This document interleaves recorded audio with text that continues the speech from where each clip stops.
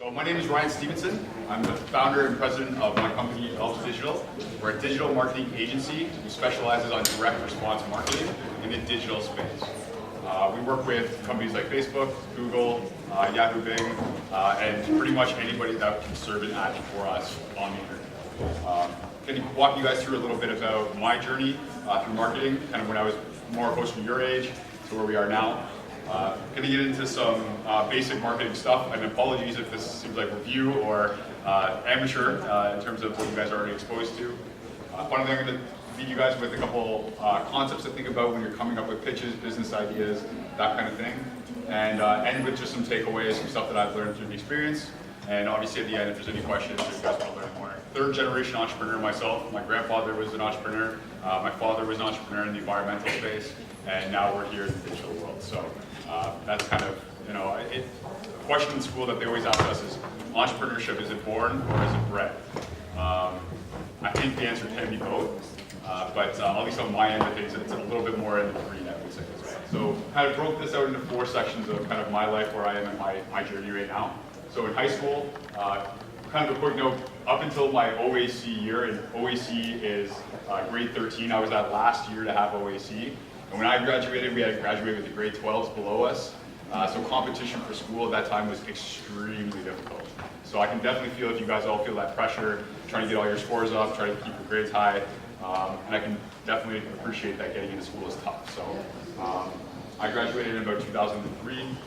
Then I moved on to university. So I went to school out of province. It was much easier at that time and less competitive to look at other provinces. So I went to Dalhousie University in Nova Scotia in Halifax, where I did their business management program. I picked management over commerce because I thought it was a little bit more broad and allowed me to capture some more creative things as well. Accounting, economics is all great, but there is way more to life than just that. So I hope that some of you also are creative and out there thinkers as well, and not just thinking about how to create the next bank or the next finance system. So moving along in our journey, when I graduated, I moved back to Ontario. Some of the first work I was doing was an art gallery on College West. It was called Whippersnapper, and it was all about exposing young artists and their work to a larger community that didn't have that kind of exposure before. So we would run events, we'd run websites. We applied to the Governor General to get a grant, received up to $25,000, and I helped these artists kind of go through that process of grant funding and kind of start up capital that way. They later sold the business for quite a lot of money, and they're all doing very well.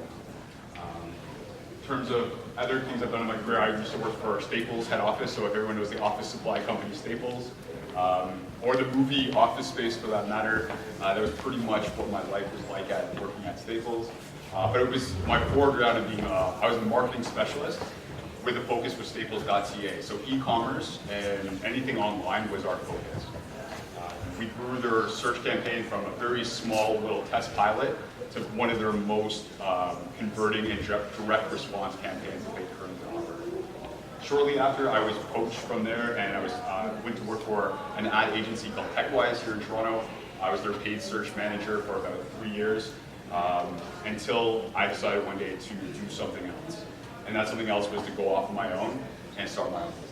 So it took me a little while to get that experience, to get a feel of what I wanted to do. I think business and marketing was always something there in the back of my mind, but it was really the call to action for me to kind of go out and do my own thing. And start a career. We've been in business for about 5 years now. We have about 10 clients, so we're not the biggest agency by any means, but we kind of choose our clients. And our clients usually stay with us for a long time because they like the service and they like our dedication to their work. So that's just a little bit about me. We're going to dive into a little bit more about marketing stuff and digital. And again, if I'm boring you guys, I apologize in advance. Yeah, question? Yeah, just what is your company do? Yes, so we're a digital marketing agency. So if you want to market your medium, small business online, whether that's getting better organic search rankings organically, you want to use paid search or pay per click is a concept which I can flesh that out a little bit more later. Essentially anybody that needs to promote their website or their brand presence online, that's what we do. And we focus on direct response. So what kind of leads are we actually getting from these clients? Not just how many likes or how many impressions or how many times somebody saw an ad. We create custom dashboards as well to showcase that data to our clients in real time so they know the value of their markets. Another question. Do you guys only work ways to innovate your clients' websites or the social media as well? Sorry, man, can you do it one more time? Do you guys only work ways to improve your clients' websites or do their social media marketing as well? That's a great question. I'm going to segue to another slide, actually, if that's okay. So just really quickly, I'm sure this is pretty basic stuff for most of you business students, the 4 Ps of marketing, I know. But essentially this is really core to a lot of, it doesn't matter if you're doing offline traditional marketing or digital, these concepts, these components are so key in thinking about your pitch idea, thinking about your value proposition, what are you offering. These are other just crucial points. I won't spend too much time on this one. But these are the more marketing ideation. So if anytime someone comes with you with a startup idea or a business idea or something, these are just some fundamental questions that you can ask yourself just to see, does this have something? Is there something actually as a business model? Will people pay money for this at the end of the day? So the first question, what are you selling or what are you offering? So are you doing a product or are you doing a service? And I bring up service because a lot of people do services now. Not to say that obviously there's thousands of products out there, but rarely are people coming up with something net new in terms of a new product. There's not like an Alexa every year. I mean, there's always stuff coming out, but the majority of startups that I know are more geared towards the service industry, and generally it's a lot more cost effective to make a business around a service than it is around a product and trying to get supply chain and all that kind of stuff. So what are you selling as a product or service? Because that will also help figure out what your marketing strategy is and how you think about marketing the product. Next question, what industry vertical do you serve? So I think this is also something that is a core question. It's great to have all kinds of ideas about, I've got this, new vision for the future or this new way to make something more efficient. Okay, but how does that value someone? What industry is it? Is it fintech? Is it digital? Is it offline? Is it service and trade industry? How does that product or that idea help? So thinking about that in advance will help you kind of get that focus. What is the value proposition of your product or service? So I think this is really the crucial one here is, at the end of the day, why does someone want to give you their hard-earned money for your product or service? And if you can't answer that question honestly, you really need to think about it. And you really need to think, right, what is it here that's not just flash or branding or social network reach and all these things? It's really at the end of the day, do you save somebody money? Do you give somebody something of value, of equal value even than they're putting in? So that's, I would say, very, very key. And all of this stuff also helps you come up with the direct marketing stuff as well. So a lot of what we do is we write marketing copy.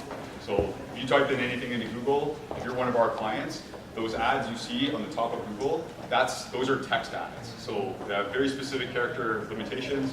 And writing ad copy is kind of a creative art in itself. So it's not just enough to put a keyword into an ad and send it and hope that you're going to get a lot of response and action. It's thinking about these kind of things, value proposition, who we're targeting, what kind of is the product or not. So that all becomes crucial to later on as we get into the implementation of the marketing. But these are all very good fundamental starting points to start with. How will you market your product and service to the audience?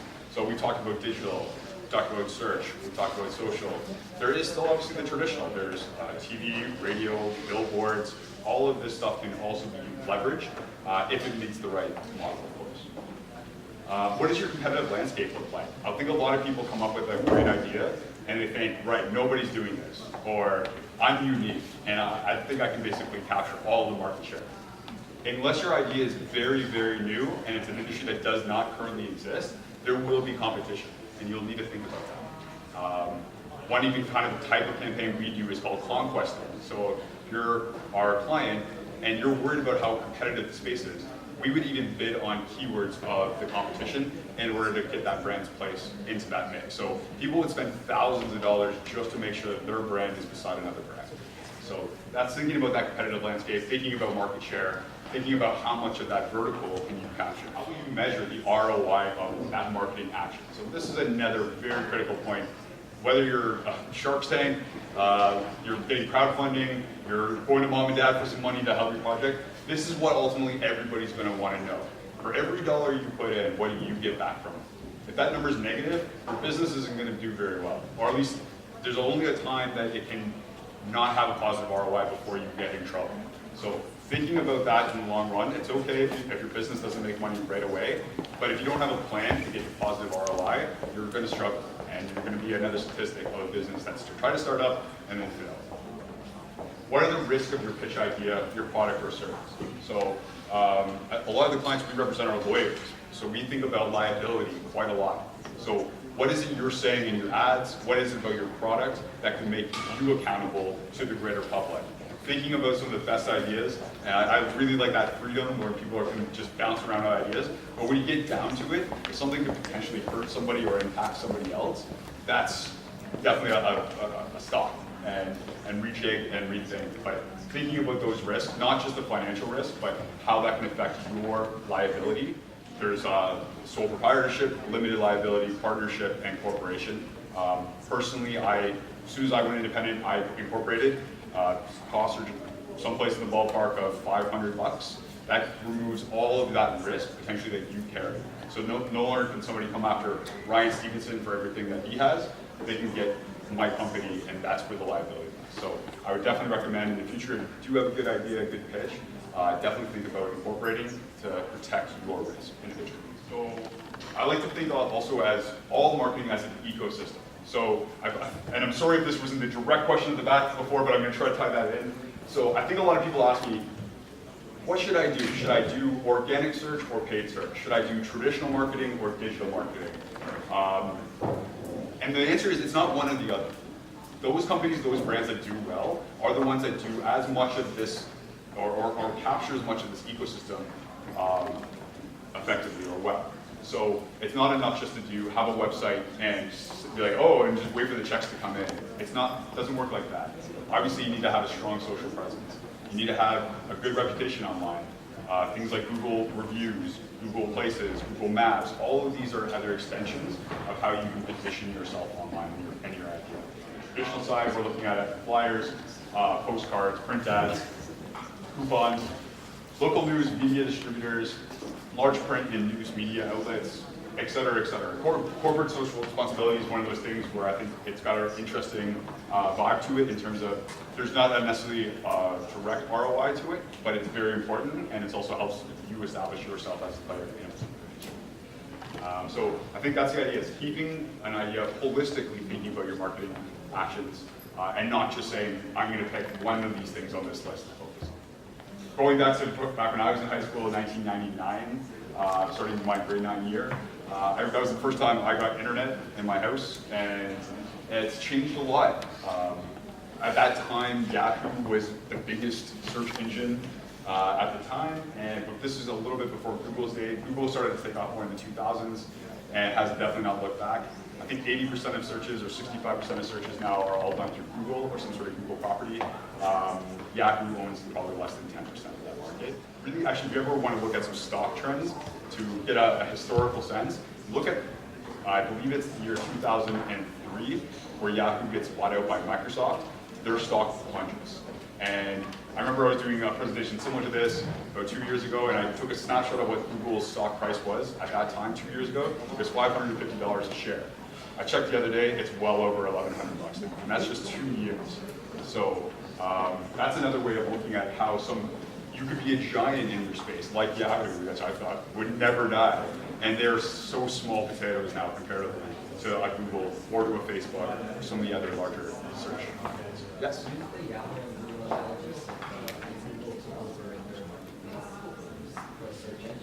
So as a digital marketer, how would you get your client invested? What do you do to make your clients think? Yeah, and I think what Google was really good at was they focused on the user experience as well. So I think Yahoo, it wasn't that their search engine wasn't effective. I mean, later on, Google, I think, proved that their algorithm was slightly more sophisticated and could retrieve better results faster. But I think it's really that Yahoo took their eye off the prize of relevance and serving relevant content, which is what Google is always about, whether that's paid or organic. They're always trying to give you that best search phrase or that best listing back to what you were looking for. So in that regard, I think Google did a fantastic job of not forgetting who their core base, which was like people on the internet looking for stuff and trying to find it quickly. Yahoo, I think, had a bigger vision of taking over the internet and monetizing it all, maybe even privatizing certain parts of it. And I think the open source community also kind of took a step back and said, absolutely not, we need an alternative, and Google filled that. So the rise of social media, of course, this has probably obviously been going on for some. I think I was in my third year of university so about 2005 is when I first got my first Facebook account. Some girls just signed me up for it, and I had Facebook. So that was my intro to social media. Obviously, it has evolved a lot since 2005 when I started. We have so many different networks. Facebook is obviously probably even on the decline, definitely to the younger generation. I think the fastest growing segment of Facebook is baby boomers now, or even older, like your grandparents even, and stuff like that. So it is fascinating to see how these kind of demographics are shifting. But the other thing that comes along with social is, of course, ads now. So I think 2 or 3 years ago, Zuckerberg was quoted saying, "Nobody who isn't drunk clicks on my ads." And he knew that it wasn't an effective tool, and it was just getting a lot of impressions. It was basically kind of BSN. He then switched that model, I think about 2 years ago, and he really made Facebook into an ad platform, which I can imagine is why so many millennials and younger people are abandoning Facebook, because they feel like they're just getting served ads all the time. And they're maybe losing that connection to that network that they once had that was kind of sacred to them. And then hence the move to Snapchat, other things, et cetera, stuff I don't even understand. So that's also an interesting way of looking at digital too, is not just organically how you can position yourself, but how can you utilize their ad platforms to get your brand into people's feeds and other things. So how do you deal with your competition? How does Alps specifically deal with it? We have a very unique way of dealing with it. So a lot of people, I think, are way bigger than us. Not gonna lie, they spend lots of money on advertising, they have huge teams. Actually, believe it or not, Rogers is one of the biggest ad agencies in Canada, only because of volume. So I'm a Google certified partner. They recognize a bunch of agencies all over the world that can adhere to these certain standards and pass these exams that we have to do. So Rogers on volume alone, just because of signing up clients, they're massive. But they're not very good at doing their job. They're really good at onboarding, getting people to sign up and paying little amounts of money each month. But they get frustrated. Clients are like, hey, you promised me the moon, you didn't deliver. Where are my leads? Why don't I have a report? Why does my account manager sound like they're fresh, like green from school or something like that? So part of our business is we come in and we offer a website audit. So we'll come in and say, okay, here's what you've done in the past, here's where you currently stand, here's a snapshot of your web or marketing health, and we would like to come in and sort it out for you and do it well. So I've gotten more clients from other agencies failing and just doing their thing, and then through word of mouth, through other things, my name gets dropped, and then the next thing you know, I'm in a boardroom sitting with CEOs and saying, hey, this is what I can do for you. Sorry you got burned. Let's take a chance on me, and I won't let you down. So I think that's been an interesting thing. I want to compete on the things that I do. So I don't personally have an AdWords strategy because I know I can get buried by a much bigger competitor and just waste my money. I'd rather support and sponsor events like the JEC and talk to you guys and get my brand out there a little bit more now. So the digital media revolution. I think if anyone heard Tony's conversation or speak this morning, he was talking a lot about this, this information age, the fire hose, so much distraction, overload of content and media. I think he's right in that regard, but it's also changing how fast information is moving. If people remember the Arab Spring Revolution, a lot of that was done through social media. A lot of it was done through having internet access and mobile phones. That was a very big shift that happened that might not have happened, say 20 years ago or 30 years ago. So that kind of shift is definitely coming, and it's only going to get faster. So I think, how do you kind of cut through all that media and present? That becomes the trend to the marketing market there. Payment gateway. So this is also another thing huge, and I think some people have talked about blockchain, Bitcoin, other cryptocurrencies, we'll call it. I mean, it's great. People are buying houses now off of using Bitcoin. People are getting paid as consultants in Bitcoin. I had a funny story. A consultant friend of mine, for 4 years he was getting paid in Bitcoin, and one day it was like tanking, and he just dished it all. And then I think he read the paper like a month later, and it just had gone through the roof.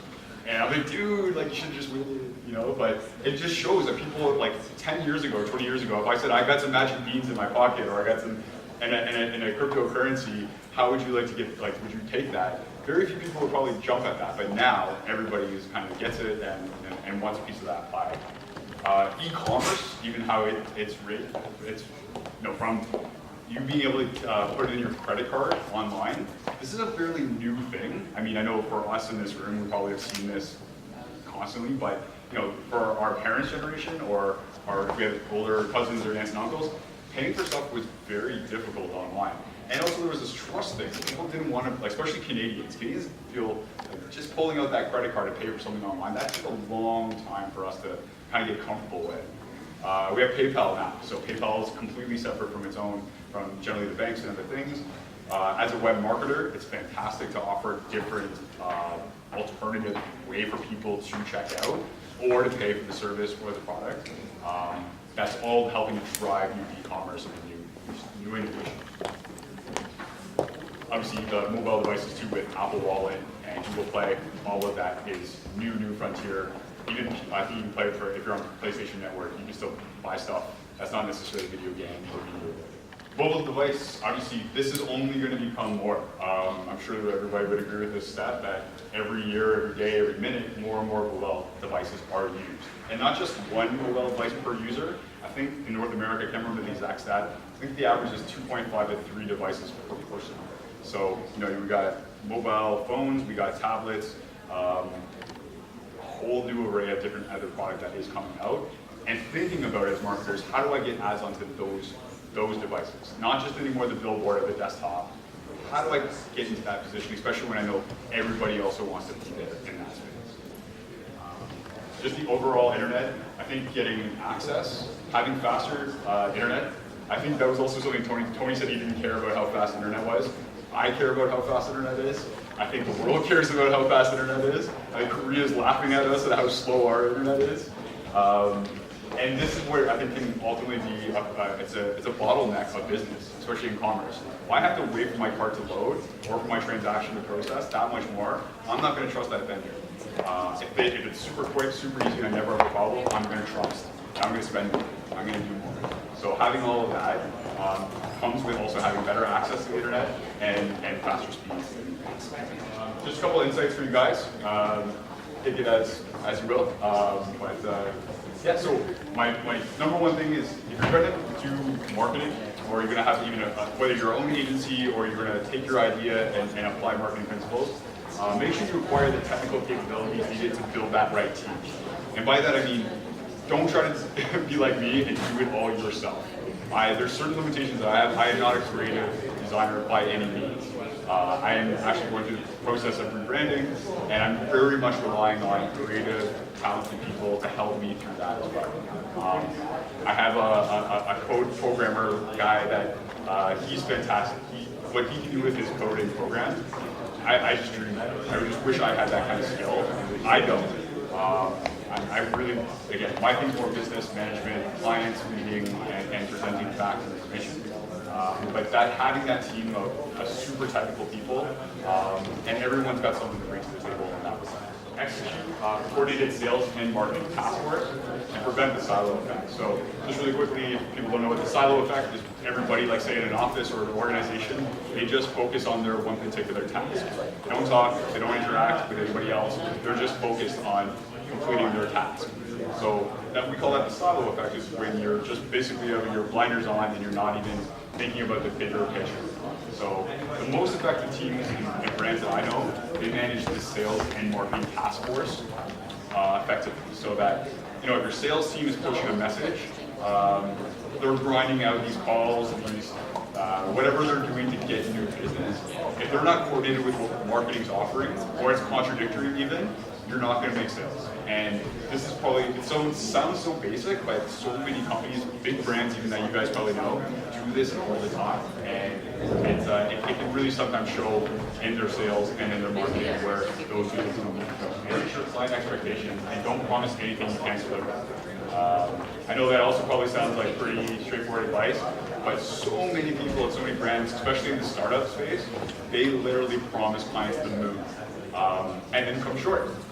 And then they get fired, or they have to close down, or their reputation is ruined. Easy thing is to always just be honest with your clients or people who are giving you money and capital, and just try to live up to that basic thing that you're promising. Keep doing that time and time again. Build that trust, get more money, you'll get a better run. Is there any questions? If there's any questions, now's the time for you to ask. Yes. So you mentioned earlier that you guys have a your own company. Yeah.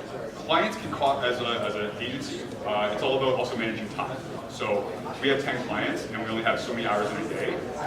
We can't necessarily be on the phone 8 hours a day with that client to work out their problems.